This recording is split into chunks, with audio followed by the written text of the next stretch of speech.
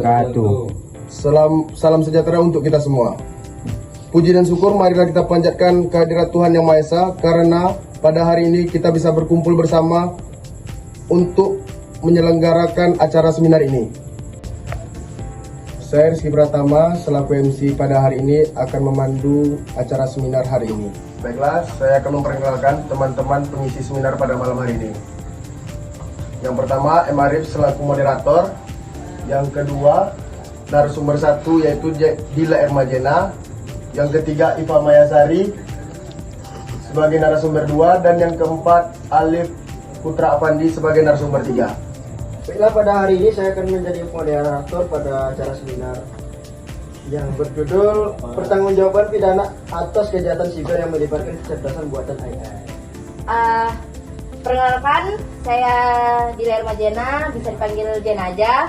Saya sebagai narasumber 1 menjelaskan fokus inti pada seminar pada malam hari ini. Yang pertama yaitu mens rea pada AI. AI pada tahu semua kan? Jadi itu tuh adalah kesalahan yang terjadi karena adanya niat.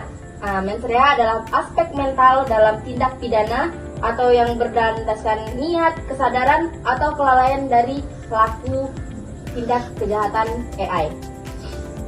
Terkait kondisi psikologis dan terkesadaran moralnya. Tantangan penerapan pada AI tidak memiliki kesadaran, emosi atau intensi moral, sehingga unsur kondisi pada AI. Jadi kita tuh ada kayak ibaratnya kalau kita melakukan AI itu ada niatnya, kan ibaratnya ada nih kita kesalahan karena tidak ada niat gitu. Jadi ini nih mens rea itu ada niat, jadi kesalahan pada penggunaan AI karena adanya niat dari seseorang. Pendekatan alternatif mens rea dipindahkan ke manusia, seperti contohnya itu ada programmer, operator yang menyalahgunakan komputernya, atau korporasi. Regulasi lebih yang menekankan kelalaian atau negligence dalam desain dan pengawasan AI.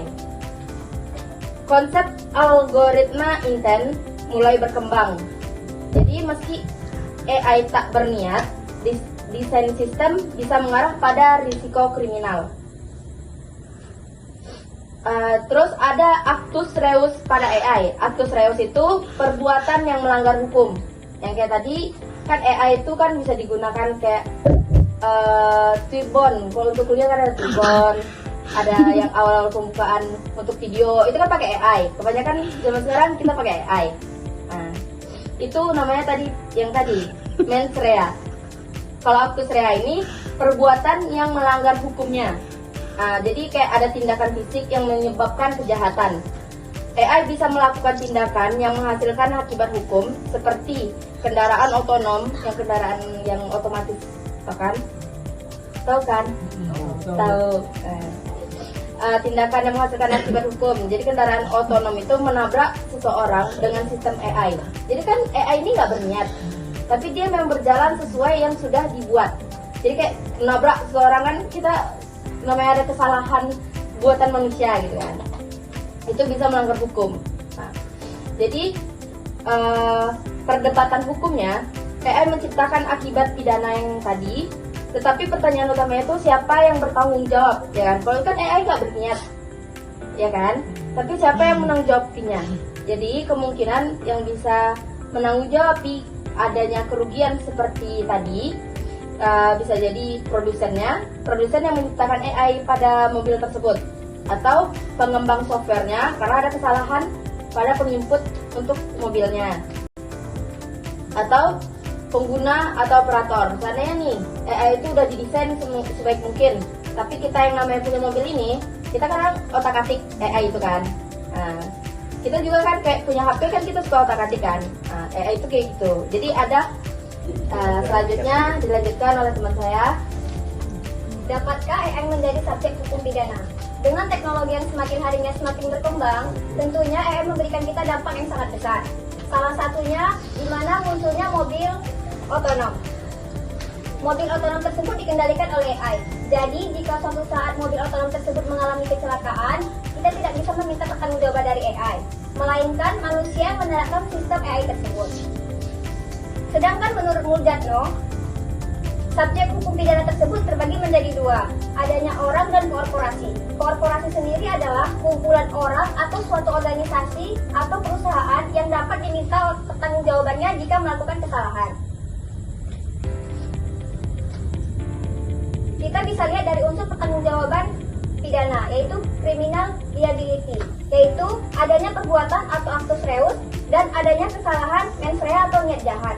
Di sini, secara teknis, AI bisa melakukan perbuatan tetapi tidak memiliki niat atau kesadaran. Artinya, AI tidak bisa dianggap bersalah karena tidak memiliki kehendak moral seperti manusia. Oleh karena itu, dalam kasus pidana yang melibatkan AI, pihak yang bertanggung jawab adalah manusia atau badan hukum di balik AI tersebut. AI semakin cerdas, tapi belum bisa kita hukum layaknya manusia. Hukum terus berkembang mengikuti teknologi. Namun, tanggung jawab moral atau pidana tetap berada di tangan manusia yang menciptakannya. Baiklah, saya melanjutkan materi dari teman saya tadi. Jadi sini saya akan menjelaskan tentang gangguan-gangguan yang terjadi terhadap AI ini. Yang pertama ada AI fraud atau yang dimaksud dengan gangguan atau kerusakan sistem elektronik publik. Yang pertama ada gangguan yang namanya AI fraud atau yang dimaksud dengan gangguan atau kerusakan sistem elektronik publik. Jadi gangguan ini bisa dituntut Undang-Undang ITE pasal 49 KUHP pasal 335. Penjaranya itu hingga 10 sampai 12 tahun tergantung objeknya. Yang kedua ada yang dinamakan deepfake atau kalian tahu nggak kayak pemalsuan video dari mall atau bagi-bagi iPhone dari mas. Ini termasuk tuh ke dalam tindak pidana deepfake nih. Itu bisa menjerat Undang-Undang ITE pasal 2728 di mana dimaksud pencemaran nama baik atau penipuan, penjara hingga 4 tahun atau sistem ITE sampai 12 tahun dengan dendanya. Yang ketiga ada nama kejahatannya autonomous cyber threat yang artinya akses di dalam sistem elektronik hacking. Itu bisa dijerat ITE pasal 30, 32, 33, KUHP pasal 332, 335, penjara hingga 8 sampai 12 tahun, denda hingga 3 juta. Ya. Jadi inti pembahasan kita pada hari ini ialah perkembangan kecerdasan buatan AI telah membawa dampak besar dalam berbagai bidang kehidupan, termasuk dalam ranah kejahatan siber. Meskipun AI merupakan hasil ciptaan manusia dan tidak memiliki kesadaran moral atau kehendak sendiri, keterlibatannya dalam tindak pidana siber menimbulkan tantangan baru dalam sistem hukum pidana. Pertanggungjawaban pidana tetap harus diarahkan kepada manusia sebagai subjek hukum, baik itu pembuat, pengendali maupun pengguna AI, karena hanya manusia yang memiliki mens rea atau niat jahat dan actus reus pembuatan pidana.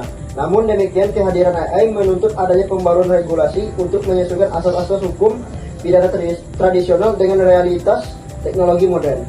Oleh karena itu, perlu dikembangkan kerangka hukum yang jelas mengenai 1. Tanggung jawab pidana atas tindakan AI, termasuk batasan antara kesalahan manusia dan kesalahan sistem. 2. Standar etik dan keamanan dalam pengembangan serta penggunaan AI. 3. Kolaborasi internasional. Dalam penegakan hukum terhadap kejahatan siber berbasis AI bersifat lintas batas negara. Dengan demikian, sistem hukum pidana harus bertransformasi menuju hukum pidana digital yang tetap berlandaskan pada prinsip keadilan, kepastian hukum, dan perlindungan terhadap hak asasi manusia di era teknologi cerdas. Baiklah, tibalah kita di pengunjung acara pada hari ini. Kami ucapkan terima kasih kepada narasumber dan teman-teman audiens yang telah mau ikut serta pada acara hari ini. Semoga materi yang disampaikan oleh narasumber bisa bermanfaat dan bisa membuat kita belajar lebih giat lagi. Saya selaku MC, maaf apabila ada kesalahan. Saya tutup. Wabillahi taufiq wal hidayah. Wassalamualaikum warahmatullahi wabarakatuh. Waalaikumsalam.